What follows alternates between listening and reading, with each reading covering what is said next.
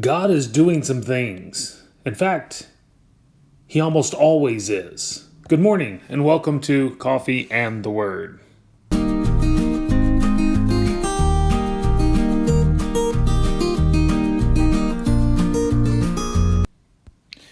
In our quest to go through the Bible chronologically, we've arrived in the book of Exodus. And Exodus starts with a really interesting reality. You see, at the end of Genesis, Joseph had brought his entire family over, and there were 70 people, essentially. And as we start Exodus, we find out that those 70 people become a teeming of people. There are a lot of people now in Egypt, and they had the best land, and they had the best flocks, and I mean, they were thriving. And you have to remember, God is doing something that He promised Abraham He would do. He said He would make His nation great. He would make His name, His offspring great. He would make him into a great nation. He would give him land, and all the nations of the earth would be blessed. And so, his descendants would be numbering of the sands of the sea or the stars in the sky is happening in Egypt, in this Egyptian reality that they're in, that God used Joseph to make happen. And so what I want us to understand is that God is, throughout all of history, He is moving the pieces. He is accomplishing things to exact the kind of reality that He promised Abraham He would have. And here's the first thing I want you to know. God does what God promises He'll do.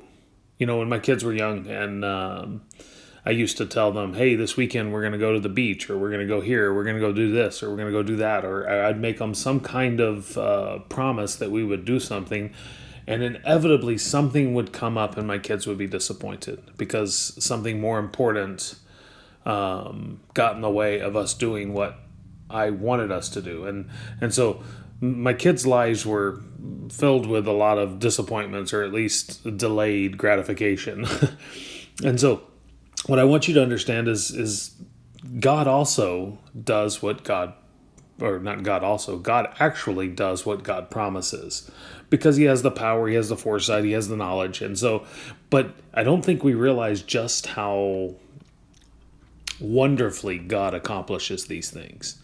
And in Exodus chapter 1, we find a story where the new Pharaoh rises up, and he does not like that the children of Jacob and Israel are growing in number so much. He's like, these people are going to overrun us. So he puts out an order. He's like, I want all the midwives, as they deliver the Hebrew babies, if it's male, I want them to throw them in the Nile. If it's female, they can let them live. And so the scripture says that the midwives feared God, so they didn't do it. And then God blessed the midwives. And so the midwives have double reason to do it. But Pharaoh doesn't give up. He still wants all of the children, all the male children, killed. And born in this reality is a guy named Moses. And I'm sure if you know anything about Scripture, you've heard the name Moses. If you've seen the movie The Ten Commandments, you know the name Moses. What you may not know about Moses is Moses was born at a time when he was supposed to die, and he actually was hidden in the very Nile he was going to be thrown in. And then Pharaoh's daughter finds him, and Pharaoh's daughter, instead of killing him, brings him to her own palace. Moses is raised in the house of Pharaoh, and then eventually flees to a place called Midian. And so God is working things out in ways you can't imagine to accomplish things you never thought possible. And a little bit later, after Moses flees to Midian, he gets married and everything. You know, he's living his best life. Like, he's just a mundane life. He's tending sheep. He's doing the things that he does. He was raised in Pharaoh's house, but now he has a simple lifestyle. I would dare suggest he's probably pretty content with his reality. And then chapter 3 happens. In chapter 3, God shows up again. But this time God shows up to bring Moses into what he's about to do. And I want to say something about this, because that's one of the cool things about God. One of the coolest things about God is God sometimes, almost always in fact, does His mighty work through flawed, weak men. I want to say that again. God almost always does his mighty work through flawed, weak men. And here we have Moses. Moses is, like I said, he's a guy who's run off and he's living his best content life of nothing. And God calls him out and says he's going to Egypt. I could talk about the fact that God used a burning bush, but that's not really the point of where I want to go today. I want you to realize that what God is about to do is he's about to fulfill or begin the process of fulfilling his promise to Abraham that he would give him the land, that they would dwell in the land. In fact, he took Abraham and put him upon a mountain and showed him and said, all of this land will be your descendants.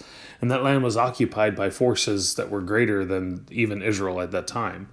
And so he takes them up on this mountain. They look down, and he says that. And then now Moses is going to make this happen.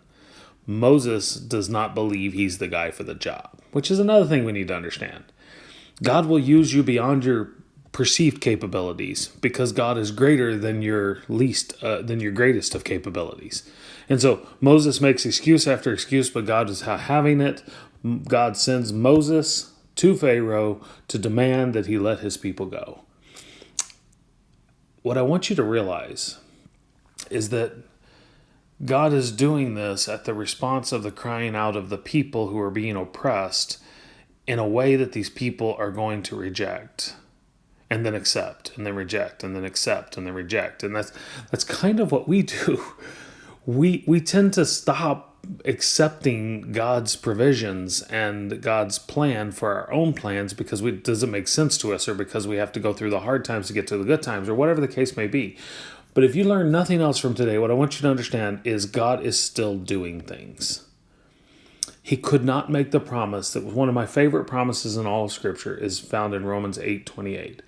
He's working all things together for the good of those who love him, are called according to his purpose. God is doing some things. And I don't know what season of life you're in. Maybe you're feeling like you're sitting in oppression, or maybe you feel like you're in the worst of ways and there is no way out. But you've been praying to God and he hasn't done it yet. And I need you to understand something about God. A lot of times your failed deliverance or your lack of deliverance is a not yet, not a no. And so keep calling out to God. You might be surprised that God isn't raising up somebody like Moses to bring in, to release you from the thing that you're suffering from. Whatever it is, know this, that God is faithful and keeps his promises. And one of his promises is he'll work it out. So I hope you have a great Tuesday morning. I am excited to go through the book of Exodus. I actually love the Exodus story. And I hope you'll join me on this. I hope you're reading through it. We're going to dive into how God exacts this deliverance tomorrow. So I hope you'll join me for that. This has been another edition of Coffee and the Word.